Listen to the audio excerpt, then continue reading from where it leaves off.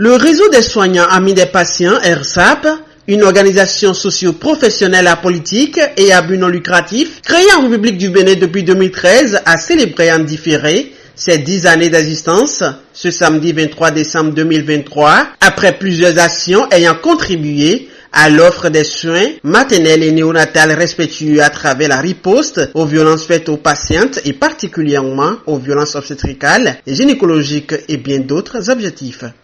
Contribuer à la qualité des soins en veillant au respect des exigences légales et réglementaires, à la promotion de l'humanisation des soins et des droits des patients, à l'institutionnalisation de la démocratie sanitaire et à la prévention et l'élimination des violences obstétricales et gynécologiques.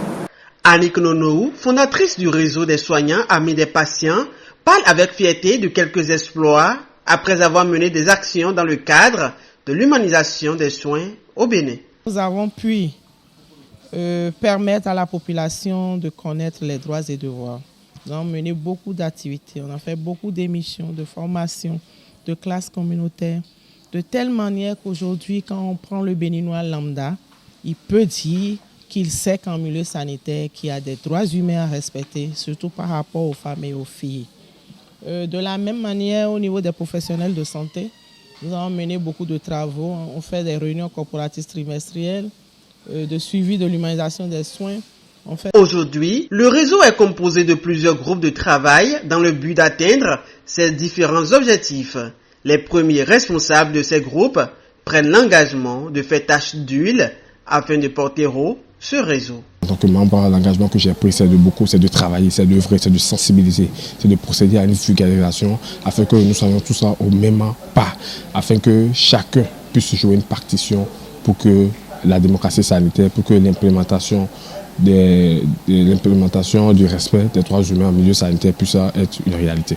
Pour le RSAP, je veux militer avec la fondatrice du réseau des soignants amis des patients pour toute forme de violence gynécologique et obstétricale en milieu sanitaire et connaître la valeur des droits des patients en milieu sanitaire.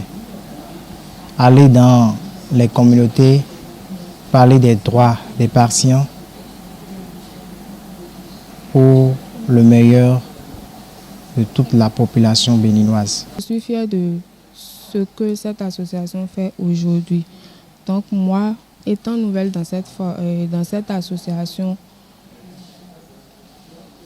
l'aide que je peux apporter, c'est de militer pour que les jeunes sages-femmes formées au Burkina Faso prennent conscience de ce que l'association fait aujourd'hui. C'est un honneur pour Miguel Hueto et son organisation de collaborer avec le RSAP, vu les thématiques développées et les actions menées par ce réseau. 10 ans dans la vie d'un individu, c'est beaucoup de choses. C'est des souffrances, c'est de la joie. Donc c'est un mélange de tout. C'est parfois du découragement, mais c'est aussi de l'espérance. Quand on sait là où on va, quand on connaît ses objectifs.